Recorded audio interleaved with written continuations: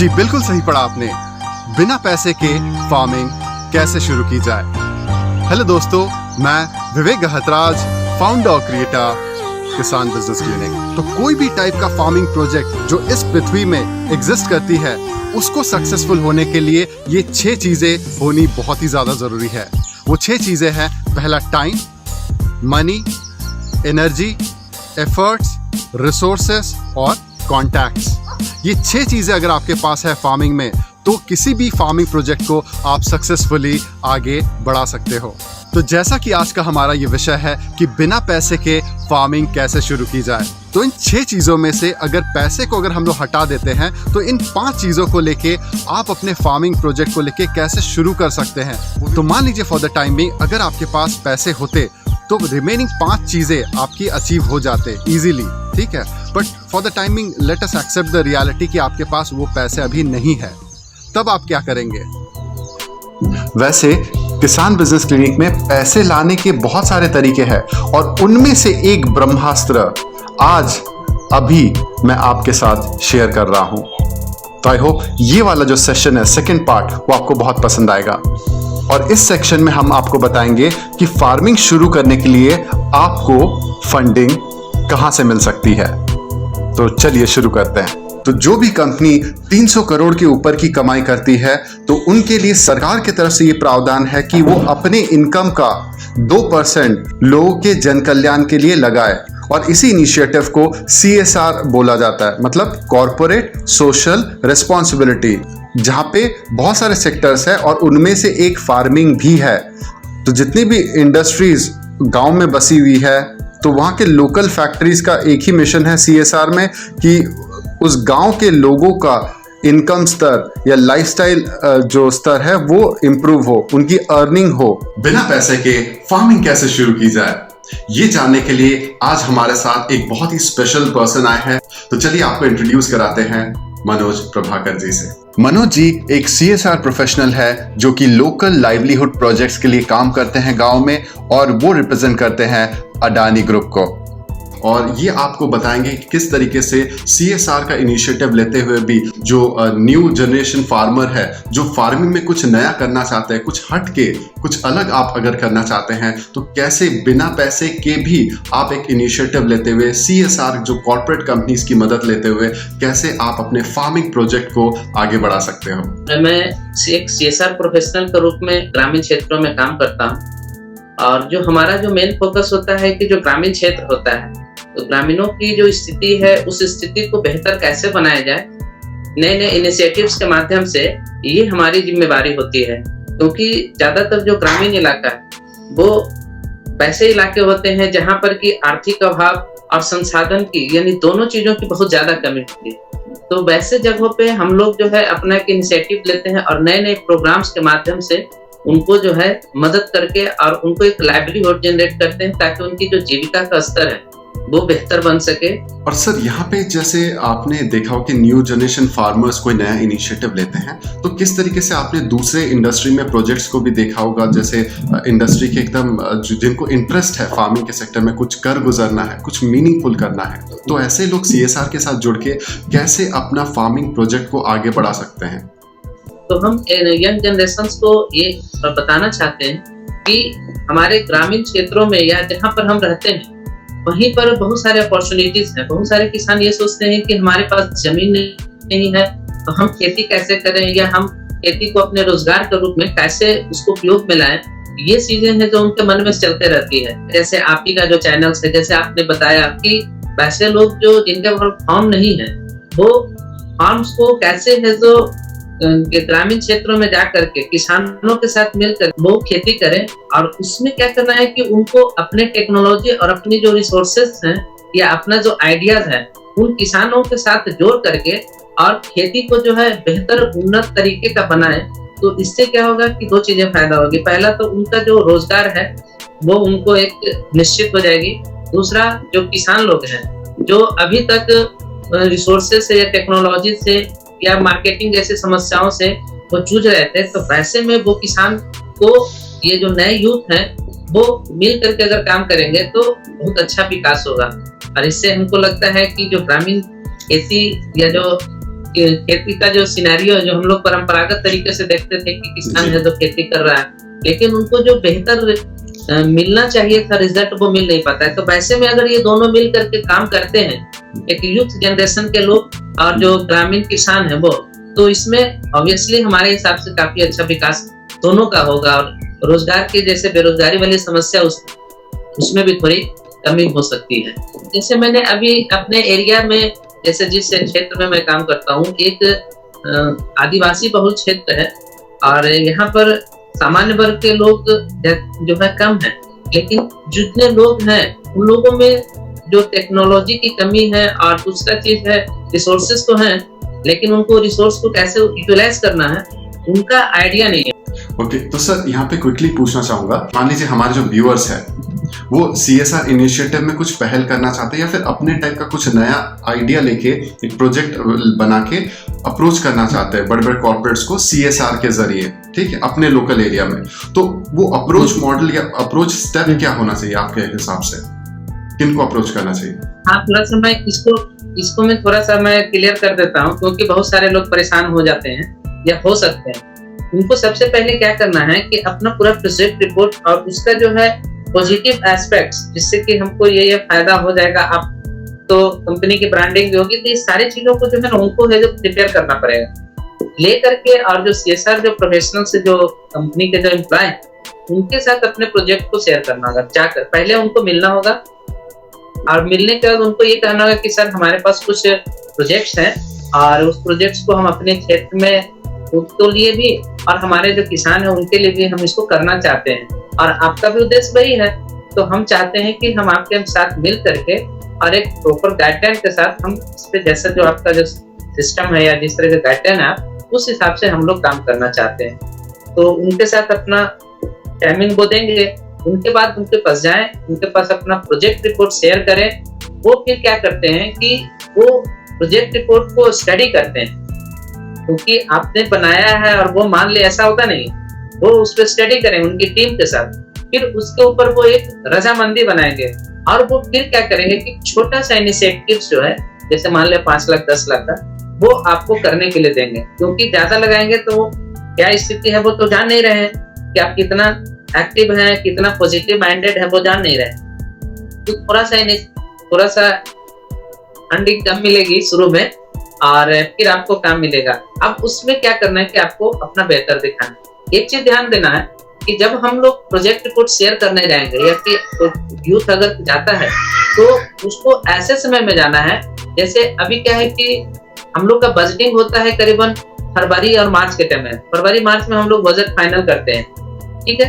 तो उनको जो है वो अब सितंबर, अक्टूबर, नवंबर और दिसंबर इन चारों महीने के बीच में है जो उनको एक प्रोजेक्ट रिपोर्ट है जो उनके साथ शेयर करना पड़ेगा। उस नेक्स्ट बजट जैसे अब मई से हमारा बजट अपलोड हो जाता है, तो मई की मंथ से हमारा है जो प्रोग्राम शुरू हो सकता है। या अगर मान लिया लगेगा कि नहीं, अगर इसको तुरंत करके ट्रायल देखा जाए तो छोटा सा अमाउंट है जो आपको दिया जाएगा 2-4 लाख रुपया, और बोलेंगे कि चलो कुछ ही स्तर पे आप जो है करके दिखाइए। तो स्वाभाविक एग्रीकल्चर ऐसा चीज है कि उसमें 2 से 3 महीने के अंदर में रिजल्ट आ जाता है। तो नए फाइनेंशियल ईयर आते आते आप तो रिजल्ट भी दे चुके होते हैं, तो अगर अच्छा दे दिया रिजल्ट तो फिर आपका फंडिंग का अमाउंट भी बढ़ जाएगा। तो ऐसे यानी कि आपको सितंबर महीने से उनके साथ उसमें क्या है कि उन यूथ्स को जो है या जो किसान है जो करना चाहते हैं उनको सितंबर अक्टूबर के महीने में या नवंबर तक ज्यादा से ज्यादा तक उस बीच में मिलना होगा। हाँ, सितंबर अक्टूबर नवंबर ये 3 महीने के। और उसको अगर लगेगा कि नहीं ठीक है तो आप ऐसा कीजिए, हमारी टीम के साथ आप एक इनिशिएटिव स्टार्ट कर दीजिए, ऐसा जैसे हम लोग भी ऐसा ही करते हैं। तो अच्छा ठीक है, आपको एक प्रोजेक्ट देते हैं, आप इसको करके देखिए, कुछ फंडिंग पैसा मिलेगा उनको और वो 2-3 महीने के अंदर करेंगे उसको। रिजल्ट अगर बहुत अच्छा आया तो फिर तो उनकी आगे चल पड़ेगी। क्योंकि वो लोग तो नए हैं और उनके पास पहला कोई प्रोजेक्ट आगे पहले कभी किए नहीं होंगे, तो वो कैसे दिखलाएंगे वो। अगर मान ले पहले किए होंगे कहीं किसी और लोकेशन पे, तो वो टीम जो है जो CSR की टीम है वो जाकर के देखेगी, वहां के लोगों से है जो पॉजिटिव निगेटिव बातों को अपना असेसमेंट करेगी, स्टडी बनाएगी और लगेगा कि नहीं ये बंदा जो है, ये लोग जो ग्रुप है वो जो कर रहा है वो इफेक्टिव है, तो फिर उनको जो है कहेंगे कि ठीक है आप इस इनिशिएटिव्स को आप हमारे यहाँ भी कीजिए, फिर उनको जो है वो सपोर्ट मिलता है। ये सिस्टम है, स्टेप स्टेप यही है। देखिए अलग अलग एरिया के हिसाब से अलग अलग सिचुएशंस होते हैं। देखिए सभी जगह सीएसआर इनिशिएटिव्स हैं नहीं, और तो वहाँ किसानों को जैसे हम लोगों ने उनको है जो मुफ्त का सारी सुविधाएं दे दी, तो सभी जगह मिलता नहीं है। जिन जगहों पे है तो उन लोगों के यूथ को मैं यही कहना चाहता हूँ कि वो अपना प्रपोजल जो है वो ले करके, और जो सीएसआर के जो एसोसिएट्स हैं, जैसे हमारे जैसे प्रोफेशनल्स लोग हैं, उनके साथ है जो बैठे, और या तो वो खुद है जो उनको बुलाए 10-15 लोग मिल करके कि हाँ सर हम लोगों ने ऐसा ऐसा इनिशिएटिव लेना कोशिश किया है, आप हमें इसमें मदद करें। तो हम लोग क्या करेंगे कि उसमें उनको फंडिंग देंगे, क्योंकि हमको अल्टीमेटली काम करना ही है। तो हमको अगर मान लिया रिसोर्स मिल गया, हमारे पास टीम मिल गई, तो हमारा काम तो और आसान हो जाएगा। पैसा तो हम लोगों को खर्च करना ही है। तो हम कहते हैं कि वैसे यूथ जो चाहते हैं कि हमको इस तरीके का इनिशिएटिव करे, तो आप लोग प्लान के साथ और अच्छी सोच के साथ, ऐसा नहीं कि बस पैसे कमाने के उद्देश्य जाए, अच्छी सोच के साथ कंपनी के साथ बैठें, अपने प्लान को शेयर करें और उनको अपने जो है इश्यूज है उसको शेयर करें, बताएं, तो फिर वो आपको जो हर संभव प्रयास करने का कोशिश करेगी और उनको फंड भी देगी। साथ में गवर्नमेंट का जो प्रोग्राम्स है उसमें भी जुड़ने का मौका मिलेगा उनको। देखिए फंडिंग जो है वो डिपेंड करता है वहाँ के जियोग्राफिकल एरिया के ऊपर। जैसे मान लिया कि वहाँ पर अभी कोई खेती का कोई प्रोग्राम नहीं चल रहा है और हम वहाँ पर प्लान बना दें 5 करोड़ रुपए का, तो फिर हमारा तो पैसा बेकार में फंस जाएगा। तो वहाँ पर जरूरतों के हिसाब से हम लोग एनालिसिस करते हैं। जैसे बजटिंग जो करते हैं, तो हम है जो आसपास के किसानों से मिलते हैं, बात करते हैं, उसके बाद है जो उनकी जो नीड्स है उनको है जो पॉइंट आउट करके, और उसमें हम लोग जो है जैसे कहीं तालाब की जरूरत है, तो एक तालाब को निर्माण में करीबन 2 लाख रुपए से लेकर के 8 लाख रुपए तक जनरली में एवरेज खर्च हो जाता है। तो अगर मान लिया 10 तालाब है तो 10 तालाब का खर्चा, अगर बोरवेल या सिंचाई के लिए बोरवेल करना है तो उसका खर्चा, खाद बीज का खर्चा, क्योंकि हम लोग सीड भी डिस्ट्रीब्यूट करते हैं। हर एक साल जो है 500 किसानों को सीड हम लोग डिस्ट्रीब्यूट करते हैं, तो सीड का खर्चा, इस तरह से प्लांट्स वगैरह डिस्ट्रीब्यूट करते हैं तो प्लांट्स का खर्चा, उसका ट्रेनिंग वगैरह उनको देते हैं, एक्सपोजर विजिट भी देते हैं, उसका खर्चा, यानी कि टोटल ओवरऑल मिला करके हम लोगों को करीबन समझिए कि 20 से 30 लाख या उससे भी करोड़ों में चला जाता है वो फंडिंग, 2 करोड़ 3 करोड़ भी चला जाता है। हम जैसे हमने एनालिसिस किया कि जैसे क्या है कि हम लोग जो है खेती करने तो आए नहीं है, प्लांट लगाने आए हैं जो बिजली उत्पादन करना। तो होता क्या है कि जब किसानों को जो ट्रेनिंग दे देते हैं तो उनका मॉनिटरिंग प्रॉपर नहीं हो पाता है। तो और इतने बड़े एरिया में जो खेती करवाना है या इतने बड़े क्षेत्रों में हम लोग को अलग अलग इनिशिएटिव्स करना है, तो उनके लिए मेरा ये आइडिया है कि कुछ ऐसे टीम्स जो जैसे आपका एक चैनल है या जो आपकी टीम है, तो उसमें क्या है कि अलग अलग तरह के लोग हैं, जो उसमें टेक्निकल ट्रेनर भी है, उनको कैसे खाद यूज करना है, किस मौसम में क्या करना है, उनको देखभाल कैसे करनी है, किस तरह में क्या सावधानियां रखना है। तो इन सभी चीजों की जानकारी हम लोग जो है खेतों तक बार बार जाके नहीं पहुंचा पाते हैं, इसमें थोड़ा सा दिक्कत हो जाता है। तो हम नए जो यूथ लोग हैं जो चाहते हैं कि हम इस फील्ड में आगे बढ़ें, तो वो लोग क्या करें कि हमारे साथ या हमारे जैसे कंपनी के साथ जो सीएसआर करते हैं उनके साथ मिल करके और वो एक प्रपोजल बनाए कि हम जो है अपने इस 1000 एकड़ का जो एरिया है, इसमें हमारे करीबन 200 या 300 किसान या 500 किसान आते हैं, तो इनको हम लोग जो है इस तरह का खेती कराएंगे, ऐसे ऐसे करके वैकल्पिक जो कृषि है तो उनका एक प्रोजेक्ट रिपोर्ट जमा करें, और उसके बाद उनको कहें कि हाँ हमने एग्जीक्यूशन भी हम करेंगे, इम्प्लीमेंटेशन भी हम करेंगे, प्रॉपर मॉनिटरिंग भी हम करेंगे, आप मार्केटिंग भी करेंगे। तो इससे क्या होगा कि जो कंपनी चाहती है कि हमारे गांव के आसपास में जहां प्लांट लगा रही है तो उसके आसपास के लोगों का पूरा विकास हो, अपलिफ्टमेंट हो उन लोगों का, तो वो तो उनकी जो हमारे सीएसआर में टीम है वो हमारे पास 5-10 लोगों की टीम है और वो उतने कर नहीं पाते हैं। तो वो लोग जो है इस तरीके का इनिशिएटिव लेकर के और अपने एरिया में चल सकते हैं। इसके लिए हम लोग कंपनी की ओर से जो इनिशिएटिव्स करेंगे वो लोग, तो उनको एक फंडिंग हम लोग देंगे, प्रोजेक्ट रिपोर्ट बना करके अपनी कंपनी आसपास के जो कंपनी है उनके साथ बातें करें और वो जो है उसके लिए जैसे मान लिया उस पे है जो कि मान लिया 20 लाख या 10 लाख का उसको खर्चा तो पर 2 साल को एक प्रोजेक्ट रिपोर्ट कंपनी के साथ बात करेंगे तो वो है जो 2-3 स्टेजेस में उनको पेमेंट करती है। जैसे हम लोग भी ऐसे काम करते हैं अलग अलग जैसे एजुकेशन सेक्टर में या अदर सेक्टर, तो उनका जो रिपोर्ट होता है उसके बेस पे जैसे जैसे वो अपना रिजल्ट देते जाएंगे उसके हिसाब से उनको जो है या तो मंथली बेसिस पे होता है या 6 महीने पे या ईयरली, इस तरीके से उनको फंडिंग जो दे दिया जाता है। इसका मतलब माइलस्टोन बेसिस पे उनका प्रोजेक्ट रिपोर्ट बनाया जाता है और उनको बताया जाता है कि भाई हर एक टारगेट जो जो आप अचीव करते जाओगे वैसे वैसे आपके हर टारगेट अचीव होने पे आपको मतलब आगे का फंडिंग मिलेगा। जी पेमेंट होगा। जी जी।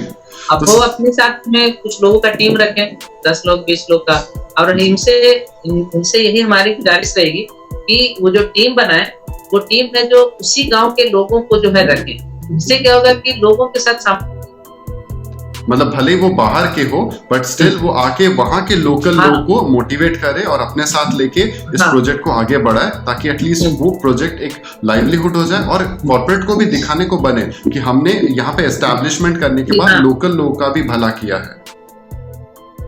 लोकल लोगों को भी रोजगार देने का हमारा एक कमिटमेंट होता है, तो इसमें क्या होगा कि उन लोगों को रोजगार भी मिलेगा और किसानों को जो है नई नई टेक्नोलॉजी मिल जाएगी।